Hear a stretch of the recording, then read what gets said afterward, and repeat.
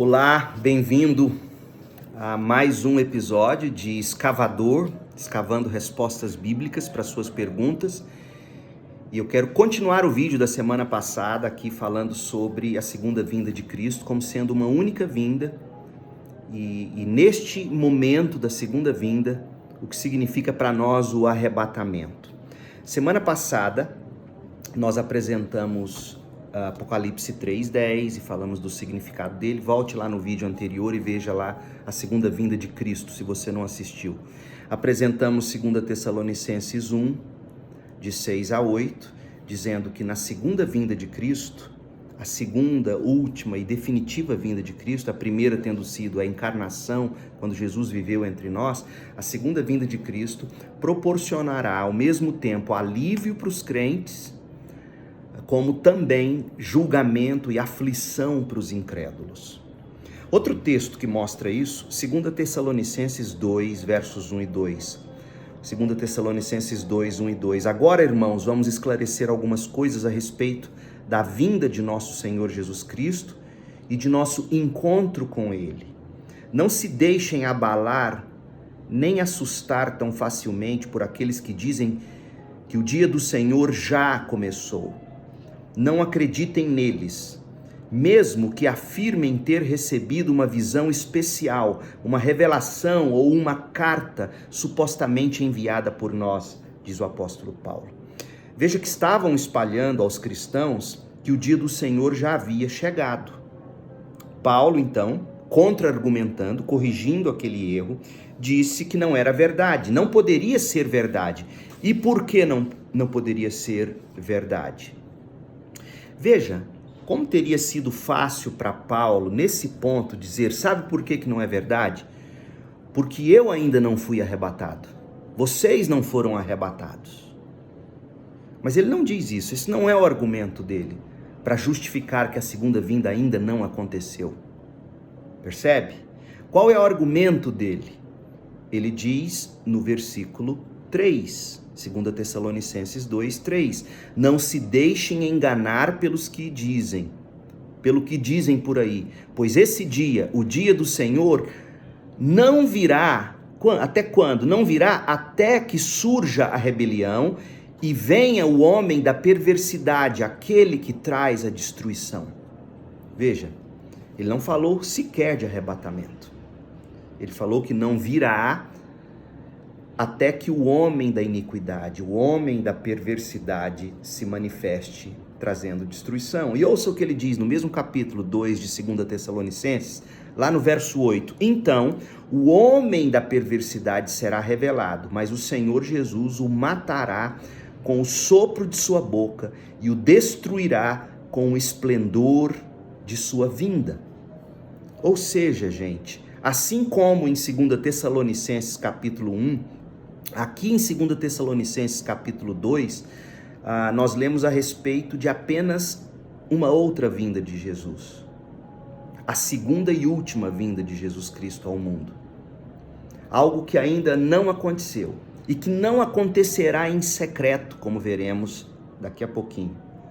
Ainda não aconteceu por quê?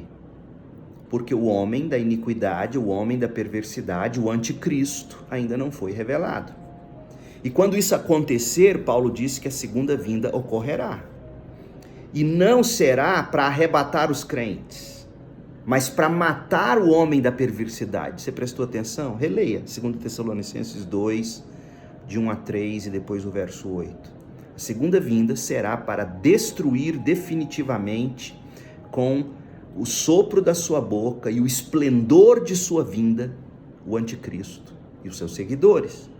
Portanto, juntando este texto de 2 Tessalonicenses 2 com 2 Tessalonicenses 1, a segunda vinda de Cristo, tendo sido a primeira, repito, quando Jesus viveu entre nós, a segunda vinda de Cristo trará ao mesmo tempo consolo para os crentes e condenação para o anticristo e os seus seguidores. Agora, o arrebatamento.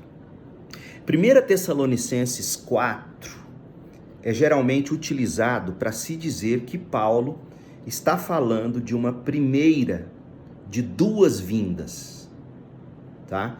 Então Jesus já veio lá quando viveu entre nós, mas ainda faltam 2 vindas, alguns dizem. E essa primeira vinda é quando acontecerá o arrebatamento. Mas eu quero te mostrar que não é bem assim. Olha o que diz o texto. Leia você mesmo o texto por você mesmo.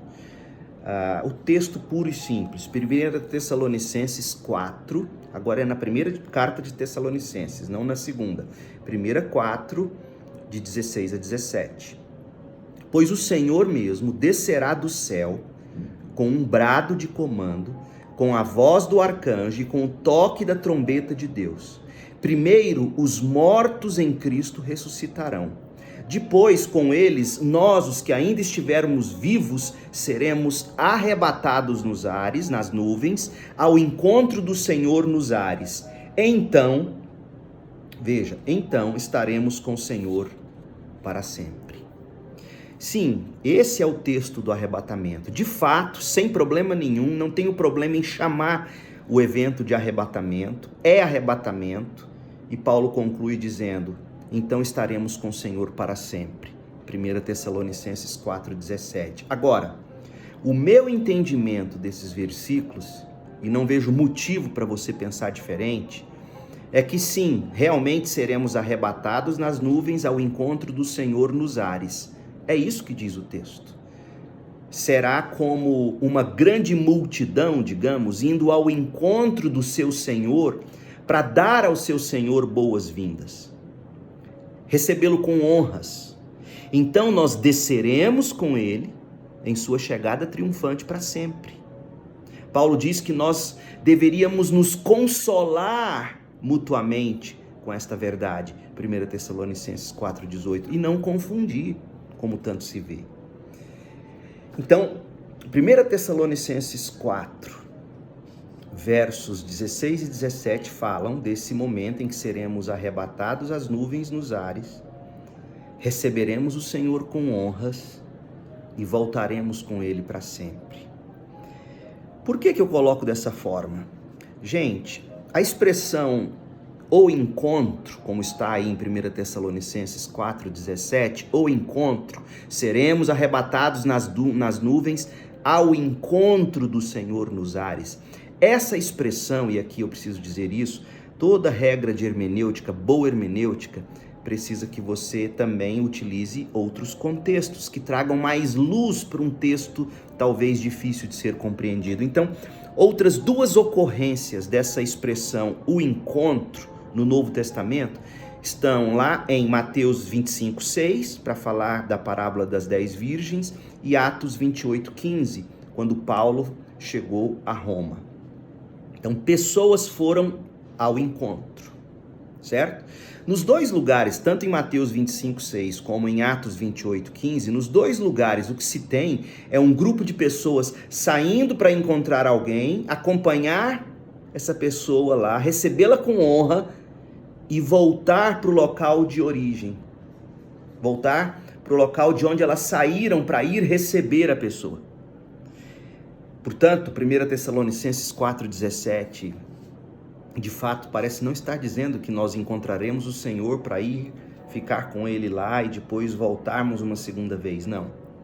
Nós vamos ao encontro, vamos recebê-lo com honra, voltamos com ele para a terra, até porque Jesus orou dizendo, não os peço que os tire do mundo. Não foi assim? Mas que os livre do mal. Então nós voltaremos com o Senhor, nós então reinaremos com ele para sempre. Porque nessa segunda vinda, em resumo, o que acontecerá, o meu entendimento é que essa segunda vinda gloriosa de Cristo trará consolo para os